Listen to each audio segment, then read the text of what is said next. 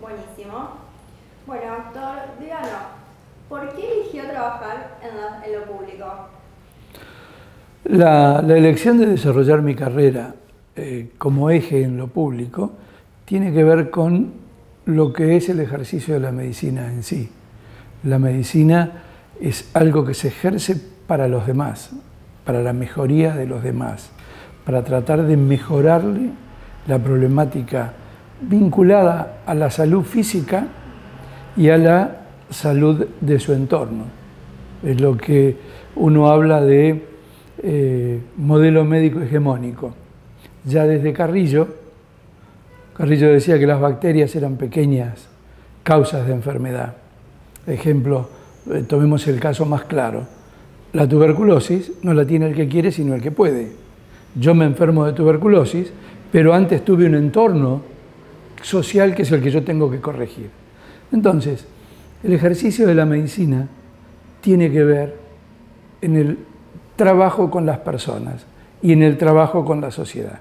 Tratar de lograr mejorar sus condiciones de vida desde la enfermedad propia del cuerpo y la enfermedad de todo lo que tiene que ver con su entorno, desde el agua potable, desde cloacas, desde la salud del escolar, la salud de la embarazada, con promoción, prevención y protección por un lado y con la asistencia por el otro. Entonces, el 90% de mi actividad a lo largo de estos 44 años que soy médico ha tenido que ver siempre con la salud pública, desarrollando distintas actividades, pero siempre con la salud pública. ¿Y qué es el hospital para usted? Y el hospital es mi casa. El hospital es mi casa. Yo me inicié en el Hospital Piñero, fui residente, jefe de residente, instructor de residente, médico de guardia, médico interno, médico de planta, jefe de servicio de cirugía, y cuando llevaba 10 o 12 años como jefe de servicio de cirugía, me designaron como director del Hospital Pena. Una actividad diferente, pero que permitió, y esto es lo que tiene la conducción. La conducción hace que uno tenga más herramientas como para generar ese bienestar del que hablamos, pero además lo mide a uno como gestor. Las jefaturas de servicio y la dirección de hospitales son cargos netamente de gestión.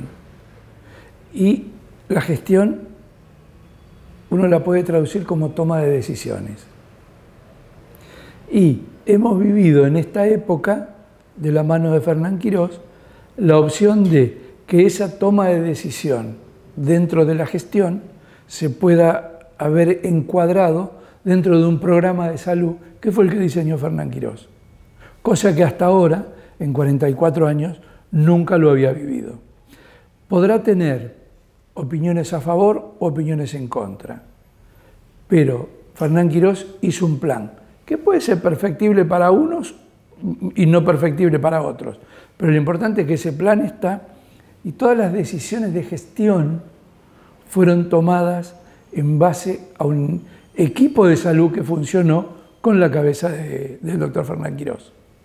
Y usted, escuchándolo hablar, nos contaba del recorrido de los 43 años de médico, de la gestión, de la conducción. Entonces, ¿qué huella nos diría que usted cree que dejó, qué legado en el hospital? Y en el hospital uno siempre, tenga el cargo que tenga, desde que es residente de primer año hasta que uno se retira, siempre tiene 3 actividades. Una es la docencia, la otra es la asistencia, ¿sí? Y la otra es la gestión. Siempre desarrollo esas 3 cosas. Dejé huellas como docente, dejé huellas como jefe de cirugía y dejé huellas como director. Pero en realidad no es que yo dejé huellas. Yo sembré de la mejor manera posible, con las condiciones que se podían dar en cada momento, me fui formando para poder ir dejando huellas. Pero las huellas más importantes son las que los distintos estamentos del hospital y las distintas épocas del hospital, los distintos cargos del hospital, son las huellas que todo eso dejó en mí, cómo me fueron cambiando a mí como persona, cómo me fueron preparando de a poco para poder desarrollar una gestión de conducción. ¿Y qué anhela usted para el futuro del hospital? El futuro del hospital, eso es una situación que es muy difícil de contestar, porque yo soy una rama del árbol y tengo una mirada muy sesgada y muy tubular. No estoy en el tronco para ver el resto, porque, como les decía antes, el modelo médico hegemónico, la decisión sobre la salud es una decisión política. ¿Qué salud queremos? ¿A quién vamos a atender?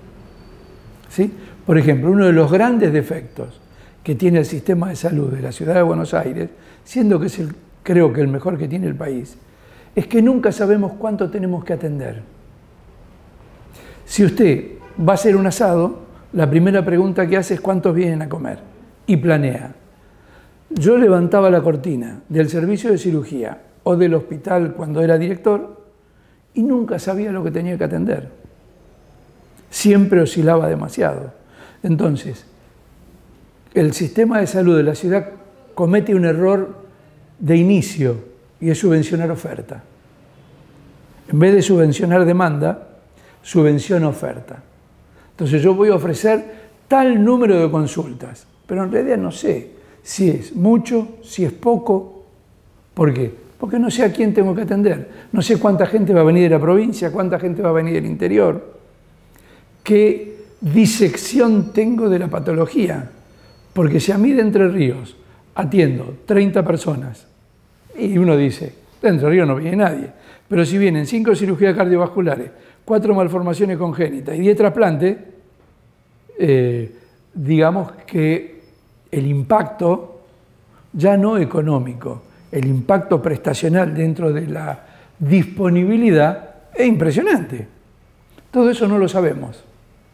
Entonces, ¿qué me gustaría? Poder tener un servicio de salud con el diseño que tiene ahora, que puede ser más o menos perfectible, pero que podamos saber a quién vamos a atender, el volumen de personas que vamos a atender y poder llegar a que no hablemos de primero, segundo y tercer nivel únicamente. Hay otro matiz, que es promoción, protección y prevención. No nos olvidemos que el 85% de los chicos en edad escolar tienen caries que provocan la extracción. Es porque no estamos llegando. No llegamos, llegamos tarde. Igual que llegamos tarde a la violencia familiar, igual que llegamos tarde a la deserción escolar, igual que muchas veces llegamos tarde a salud mental. Totalmente. De hecho, escuchando esto, digo, es un mensaje que usted seguramente viene tomando en el hospital. Entonces, ¿qué mensaje ahora, que ya no está más, le dejaría a los que quedaron ahí, los profesionales de salud del hospital? Y la primera es lo que dije siempre, y que al principio no me lo entendieron y me lo terminaron entendiendo, y es, el hospital se amolda al paciente y no el paciente al hospital. Y esto, que parece una frase hecha, tiene que ver con analfabetos.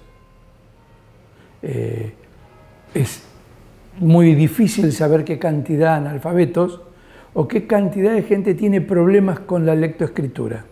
Entonces, cuando yo planeo una situación asistencial basada únicamente en la escritura, estoy dejando gente afuera.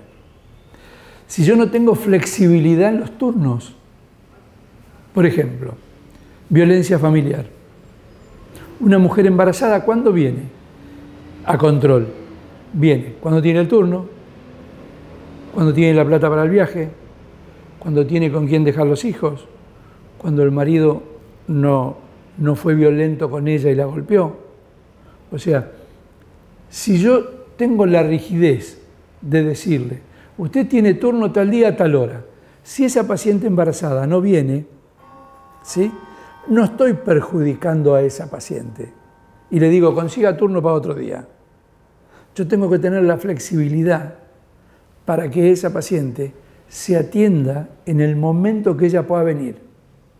Porque si no, voy encareciendo cada vez más el sistema de salud. ¿Por qué? Porque esa paciente no va a tener los controles necesarios del embarazo, va a llegar al parto con una situación desconocida y probablemente de ahí es donde se desprenden mayor número de cesáreas, episiotomías, situaciones de sufrimiento fetal, vicios de adhesión placentaria. ¿Por qué? Porque al no tener controles previos ocurre eso.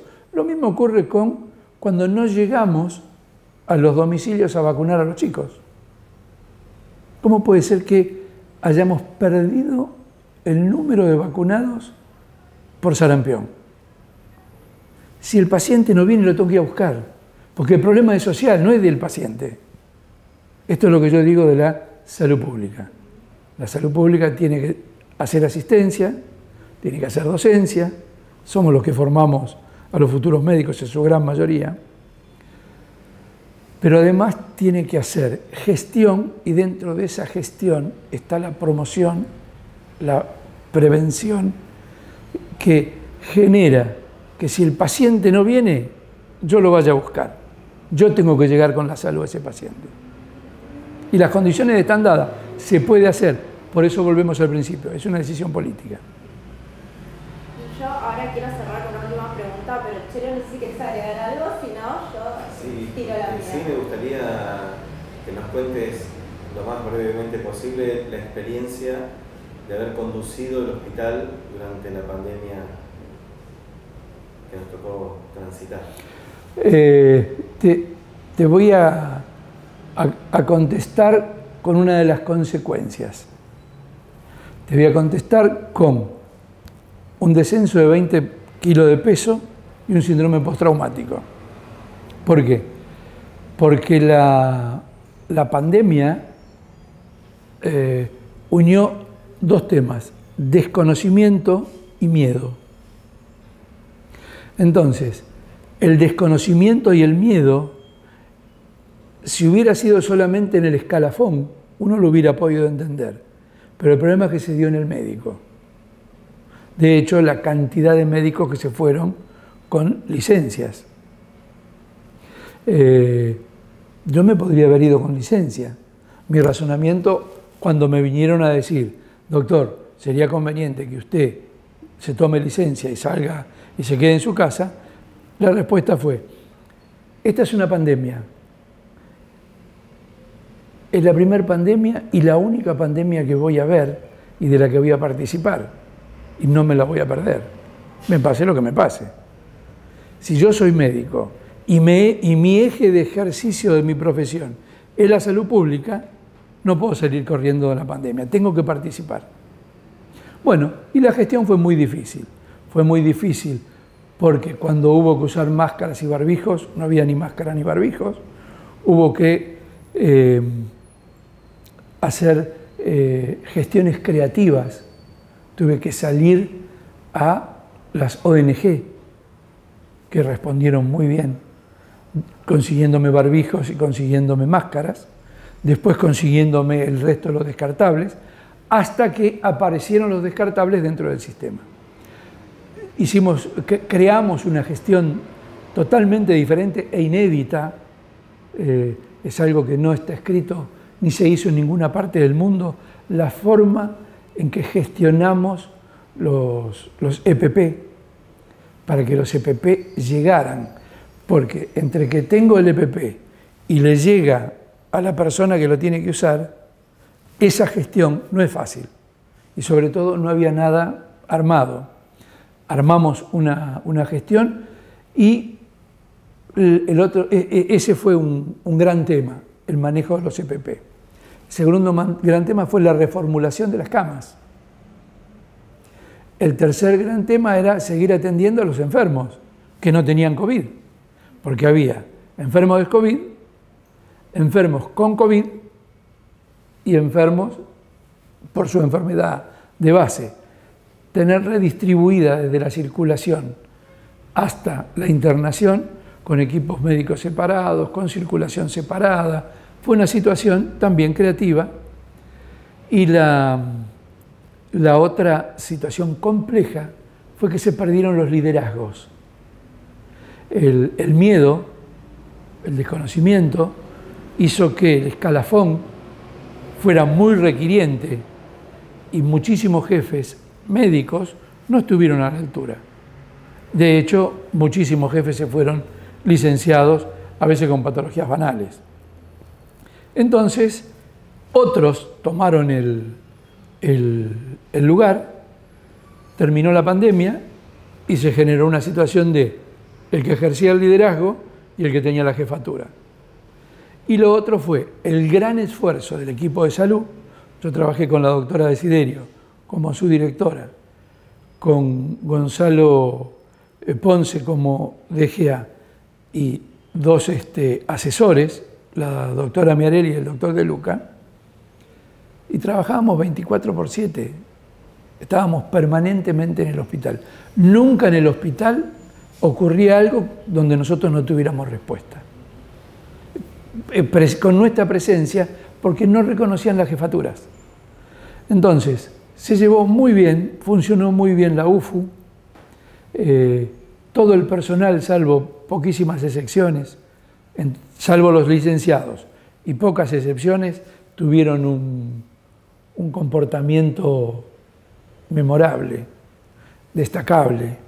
El equipo de salud se portó de una manera...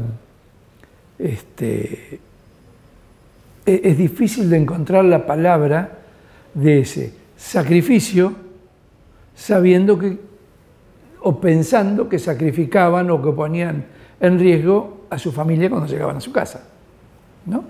Por eso yo creo que se llevó muy bien, estuvimos muy bien dirigidos por Fernán, todo se hizo dentro de un programa único y con mucha libertad de gestión dentro de los hospitales, con supervisión externa de Fernán en persona. También en los hospitales también ocurrió lo mismo. Los directores, el único liderazgo que aceptábamos era el de Fernán Quirós. No aceptamos otro liderazgo, porque era el único que también venía al hospital. Y recorría el hospital con nosotros y entraba en la sala con nosotros. Entonces, ese también fue el único liderazgo que la gran mayoría de los directores reconoció. Bueno, gracias, doctor. Solo una última pregunta. ¿Cómo podría definirnos en una palabra su paso por la salud pública? Mi paso por la salud pública. Bueno, una frase corta. Apasionante. Creo que lo que me marcó mi actividad fue la pasión. Nunca me molestó estar de más en el hospital, operar un poco más tarde, un poco más temprano. Estar en el hospital para mí fue un hecho apasionante, cotidiano y apasionante. Por ejemplo, yo viví todo mi tiempo de jefatura, vivía a 5 cuadras del Hospital Piñero. Y muchas veces había cirujanos jóvenes de guardia. Me llamaban por teléfono y yo me levantaba a las 3 de la mañana y los iba a ayudar. Y no me levantaba con bronca. Era apasionante. Era apasionante. Si yo tengo que definir cómo fue el desarrollo de mi función médica desde 0 a 100 dentro del hospital, fue caracterizada por la pasión. Fue apasionante. Y la disfruté muchísimo. Con enojos, con lágrimas, con discusiones, con peleas, con todo. Todo formó parte de la pasión. Qué hermoso. Increíble. Emocionante. Gracias, doctor. Gracias. No.